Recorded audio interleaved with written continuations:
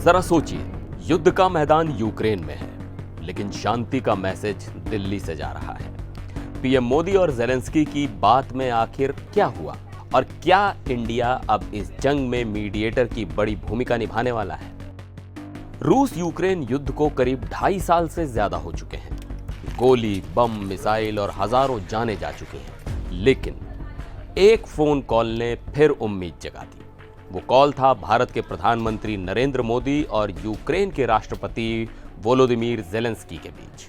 अब यह सिर्फ एक औपचारिक बातचीत नहीं थी, इसमें युद्ध, शांति, पॉलिटिक्स और तेल का खेल सब कुछ शामिल था। तो चलिए आपको इस कॉल के अंदर की डिटेल्स एक एक करके बताते हैं।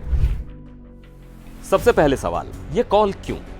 दरअसल रूस के हालिया अटैक के बाद यूक्रेन के हालात और बिगड़ गए हैं। ज़ेलेंस्की ने खुद पीएम मोदी को कॉल करके अपडेट दिया कि कल ज़ापोरिज्जिया के बस स्टेशन पर हमला हुआ, दर्जनों लोग घायल हुए और ये सब जानबूझकर किया गया।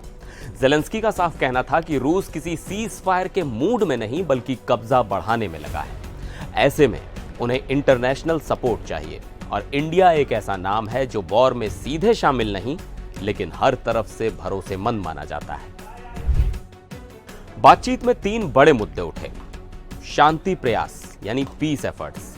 ज़ेलेंस्की ने कहा कि इंडिया उनके पीस प्लान को सपोर्ट करता है और यह मानता है कि यूक्रेन से जुड़ा हर फैसला यूक्रेन की भागीदारी से ही होगा। मतलब बिना यूक्रेन की अनुमति कोई भी शांति फॉर्मूला कामयाब नहीं होगा। रूसी तेल पर रोक यानी सैंक्शंस एंड ऑयल। ज़ेलेंस्की ने तेल के मसले पर खुलकर बात की। उनका कहना था कि रूस के एनर्जी एक्सपोर्ट, खासकर ऑयल पर लिमिट लगानी होगी, वरना वो इसी पैसे से युद्ध जारी रखेगा। Bilateral relation, India Ukraine ties. PM Modi ने कहा कि इंडिया शांति के लिए हर संभव योगदान देगा और साथ ही यूक्रेन के साथ अपने रिश्ते को भी मजबूत करेगा। पीएम मोदी ने अपने एक्स पोस्ट में लिखा, मैंने ज़ेलेंस्की को भारत की लगातार यही पोजीशन बताई कि युद्ध का जल्दी और शांतिपूर्ण समाधान जरूरी है। यानी इंडिया का स्टैंड वही है, न्यूट्रल लेकिन एक्टिव।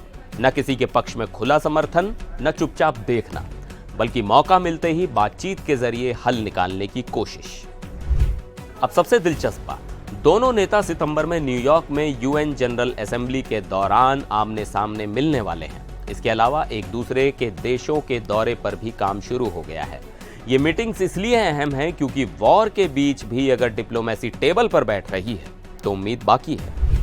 लेकिन बड़ा सवाल यह है, क्या इंडिया के आने से वॉर का रास्ता बदल सकता है? क्योंकि अमेरिका और यूरोप तो पहले से ही यूक्रेन के साथ हैं, लेकिन रूस के साथ उनकी दूरी ज्यादा है।